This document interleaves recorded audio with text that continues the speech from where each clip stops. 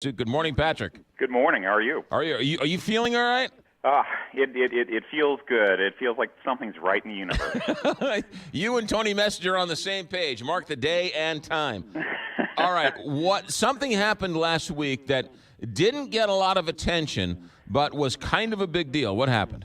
Well, what the Missouri Housing Development Commission decided was that they weren't going to offer state low-income housing tax credits for the coming year. And what that means is that about $150 million of tax credits that usually goes out won't be going out. That'll save taxpayers money for one, but also it gives us an opportunity to take a hard look at the program that has been, in a lot of respects, simply wasting taxpayer money. About less than half of the money that is spent in the tax credit actually goes toward low-income housing. These are state statistics. And not only that, when you look at the actual return on investment to the state gets about 11 cents on the dollar, and that's a terrible investment if you want to call it an investment. But the point being is that, Missouri has had a tax credit problem for a long, long time, and if we're trying to help the most needy, the vulnerable among us, the low-income housing tax credit is not the way to do it, because what it does is it subsidizes developers, and if we're trying to target relief, we should be trying to do that directly to those who need that help, not trying to kind of do an end around and then say, look, we're building all this housing, when it really isn't providing the kind of benefit that folks might expect. Patrick, I normally get worried when everyone agrees. So Governor Nixon tried to fix this. Eric Greitens is on the same page. Tony Messenger's on the same page. You're on the same page. So it scares me a little bit that everybody agrees this is a good idea. Well, it's one of those situations where I think you have a very concentrated benefit, you have dispersed costs, and so it's very difficult sometimes to create the sort of momentum necessary to get these sorts of reforms done, because you have an interest group, developers who benefit from this particular tax credit, who really want to keep the tax credit in place. And so they will make sure that their voice is heard with their representatives, that they will spend money as necessary to make sure that their particular point of view kind of rises to the top.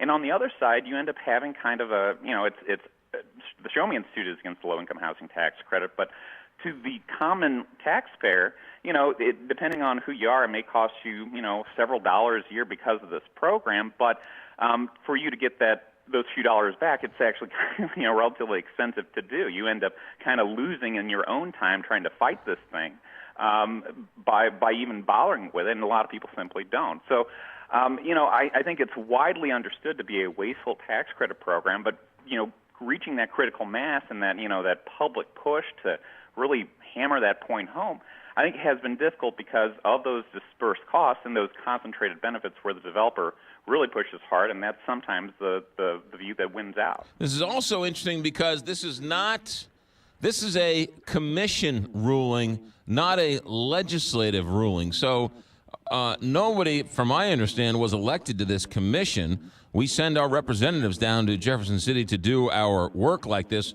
Why can a commission overrule what the legislature is doing?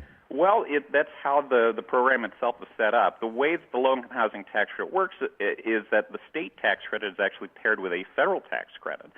And so that money is all pushed through this particular commission to decide how much money they're going to set aside and which projects they're going to actually pay for in the coming year. Now, I think at the end of the day, you need to have a legislative fix. You need to have kind of some legislative courage to make some decisions about what's going to happen to this program. But, there are members of this commission who are elected officials. Eric Greitens is on the commission and ended up having to cast that deciding vote. Usually the governor doesn't participate. I think the lieutenant governor was involved. I think the treasurer was involved, at least through a representative. So we do have elected officials involved in the commission itself. The commission is part of the process, but at the end of the day, we need to have some courage at the legislative level to reform not only the low-income housing tax credit, but other tax credits like the historic preservation tax credit, which drain millions and taking in their totality hundreds of millions of dollars away from the budget every year that could go towards schools and infrastructure and other priorities that are not necessarily as subject to the pressures of particular interest groups. So let me ask you the question the developer would ask if they were sitting here.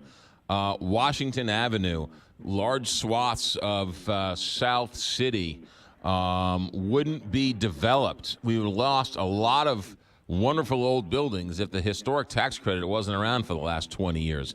Are you saying we haven't gotten a benefit from that historic tax credit over the years? I think that there is that external benefit, absolutely. Certainly in other places across the state you see these benefits where a building that is rehabilitated is better than what was there before, and that's a good thing. Unfortunately, that's the seen benefit. That's not the unseen cost. And the unseen cost is where that capital could have actually, grown other parts of St. Louis City, like North City. You end up having a lot of focus on what we did do and then not a whole lot of focus on what we didn't do. And when you start looking at the numbers for the benefits for a lot of these programs where you're getting, in the case of the historic preservation tax credit, 23 cents on the dollar, that's a bad investment that, only a crazy person or government would make, not only in 1 year, but, decades at a time, and yet that's what we've done. So explain to me how you get 23 cents on the dollar for the historic tax credit. That's an auditor's number. That's from the state itself. And that's after you look at the transfers of money. So a lot of these tax credits you can buy and sell, and so you're not going to buy and sell them for dollar. You have to have a discount for it. And once you get down to the brass tacks of it, that's what the state sees as its actual benefit after you have the tax revenues that comes from these projects. So it was 40-something% for the low income and only 20-something for the historic tax credit. No, it's actually 11 cents on the dollar for the low income housing tax credit. Only about half of the money that goes into the tax credit comes from the tax credit actually pays for actual housing. That's different than the actual return on investment. That's what you're saying. Okay. Yeah. So now that this commission was able to zap the low-income housing tax credit, what does that mean for the historic tax credit? Because I know a lot of people are watching that. Does this commission have the power to sort of zap that too, or does that have to be a legislative fix? That has to be a legislative fix. That's a different kind of program. And so, if the low-income housing tax credit is going to be brought back in any kind of form in the next year, first of all, there has to be one more vote in the commission, and it looks like that vote is probably going to go about the same way. So we're assuming that the low-income housing tax rate is going to be at zero, at least for the foreseeable future.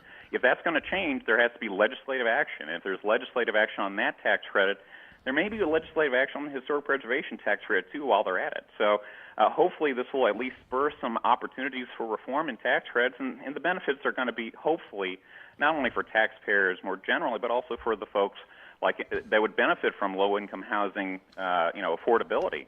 Hopefully it will help everybody. That's Patrick Ishmael, Director of Government Accountability at the Show Me Institute. Where can we read more about this, Patrick? ShowMeInstitute.org. Have a good day. Thanks, Patrick. Good. Thanks.